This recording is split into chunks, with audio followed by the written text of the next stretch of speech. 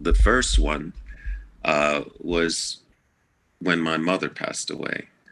I was very close to my mother. We really loved each other, and I was 29 years old at that time, and I wasn't ready for her to die, and but she died, and I was so sad that I was basically drinking every night. I had an apartment in Canada, and I was drinking every night and come home and just fall asleep crying. I was just so sad that she had left, and this one particular night. Now, this particular experience, I didn't die. My body was, I didn't die. But what I experienced in this experience, I would say, was the same as if I did. I came home, and normally when I come into my room, I just turn off the lights and fall asleep crying because I was just really wiped out. I was not prepared at 29 years old to lose my mother. She had bought me, I'm a musician, singer, and she had bought me my first saxophone, and she didn't even have a job. She was saving money. And when she passed away, it was like my world passed away. So this one night I came home from my usual sad routine, and I sat on my bed, gonna cry myself to sleep, just thinking about her. And I turned out the light in the room. Well, I looked down on my shoe, and I started to I was going to untie my sneakers, and then I saw that the light was on. There's light. And when I looked up, this is the incredible thing. When I looked up, it was if the sun that you see in the sky was in my room. And all of a sudden, this like wave of love, it just covered me. Like when you're in the ocean and the waves come and it's too high and it just covers you. Except imagine that love, that's love. It just covered me.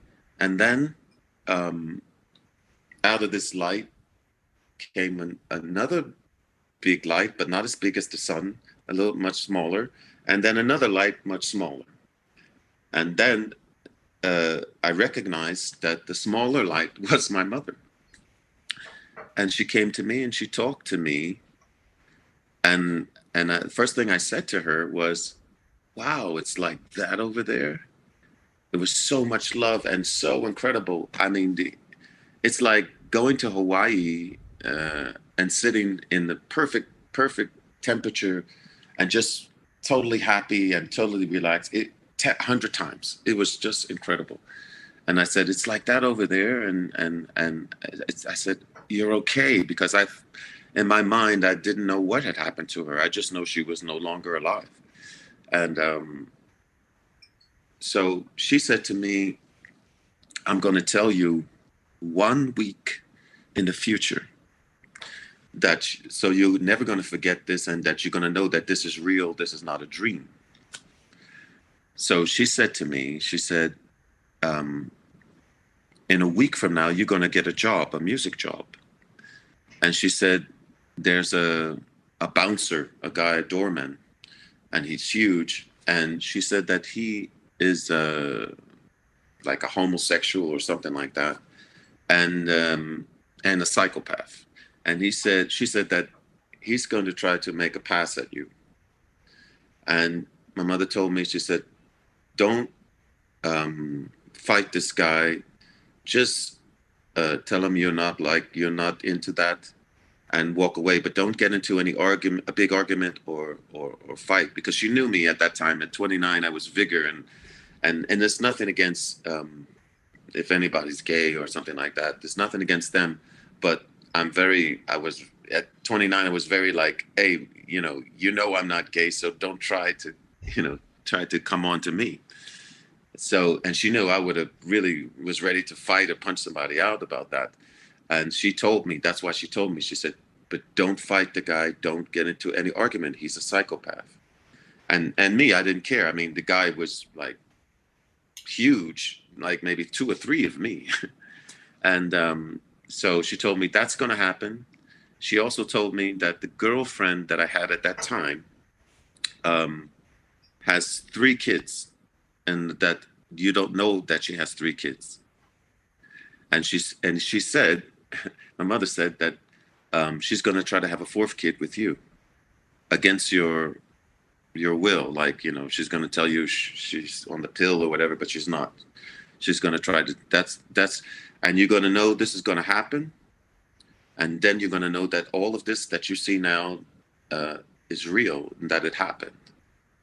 And then I was so much into the vibration of the whole thing. My room was lit up like Star Wars.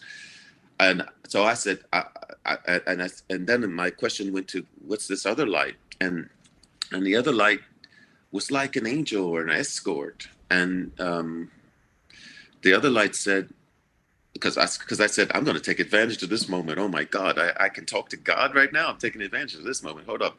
I said, who am I going to marry? And how many kids are we going to have? And you know, why am I here? And all this stuff like that. And the angel said to me, I'm going to tell you all of the answers to all those questions, but you won't be allowed to remember. It said, this is an interruption. This is exact words of the angel. This is an interruption of your life. And what I got was, because the connection between you and your mother, that was so much love, that love, there's no boundaries to love. It can reach across from death to life. There's no boundaries. That's all I knew. And that's why she was able to kind of burst a hole into this life and to tell me whatever she needed to tell me, that I would be okay. Because I was kind of like suicidal. Not that I was going to take my life, but I didn't care if I got hit by a car tomorrow. I didn't care. Because I felt once she had gone, my whole world was gone, you know. So the angel told me everything. And then, of course, my mother told me that she loved me and that she will always be around me. But she said, I won't realize it as much as I do this night. She said, I won't realize it, but she always will be there and always be around. And then her and this angel kind of slowly glided away. And then as they glided away, it was like, how can I explain? It was like somebody slowly turning the heat down. You know, it slowly started to melt away, like an ice cube, like a piece of ice that's in a glass, and the ice is melting away. That's how it just went away. And as it was going away, tears rolled down my face, because I said, nobody's ever going to believe me. They're going to never believe that this happened. But I had the proof. That week, I got a job. Just like she said, I didn't have a music job at that time. I had, maybe it's been like 2 or 3 weeks, there was no music job. Then all of a sudden, I got a job, just like she said. So I go to this job, and there's these 2 huge bouncers, okay? And I'm kind of looking at them because I'm like, this is all just like Mom said. And so I go into the club, and my band, we're getting ready, we're performing, and we take a break. And then this bouncer passes by me, and then he brushes his hand against my bottom, you know, my butt. And then he goes in the corner and he looks at me like, you know, like I don't know if he was testing me or see if I was gay or whatever. I don't know. And then at first I was he did this while I was standing talking to my friends, my music friends. We were talking. I had my back to him and he was walking by. And, you know, he did it in a way that my friends couldn't see that he was doing it. It just looked like the guys walking by me. But I felt it. I was like, what? And then I had told my friends, I said, hey guys, did you see that? And they said, no. I said, this guy just grabbed my butt, you know. This guy's crazy, man.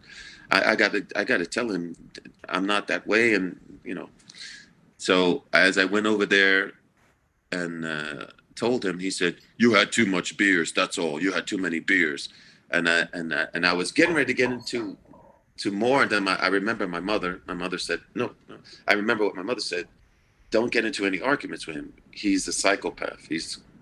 So I said, I just, and also said, the guy said, why did you tell your friends? I said, I told them because that's what you did.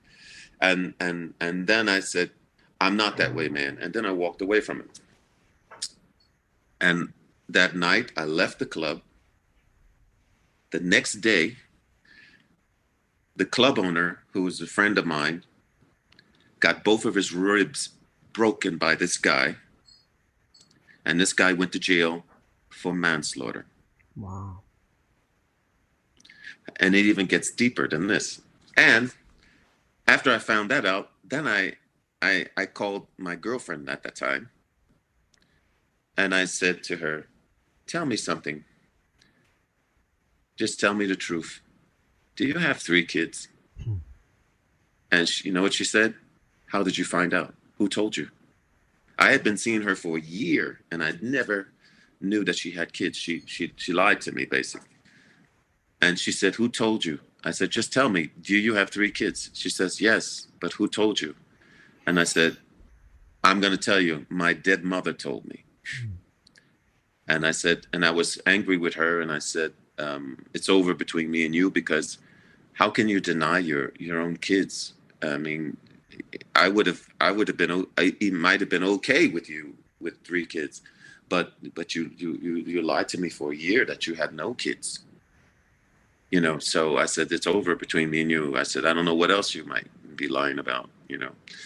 So I left her, and that was my mother's way to make sure that I knew that that was not a dream, that was not a situation. That guy is in jail today. The club owner had both of his ribs crushed because this guy is huge. I'm talking about the wrestling type Hawk Hogan, the big Hawk Hogan, yeah, the big wrestling type of guy. So yeah, so that was my experience. That was my first experience.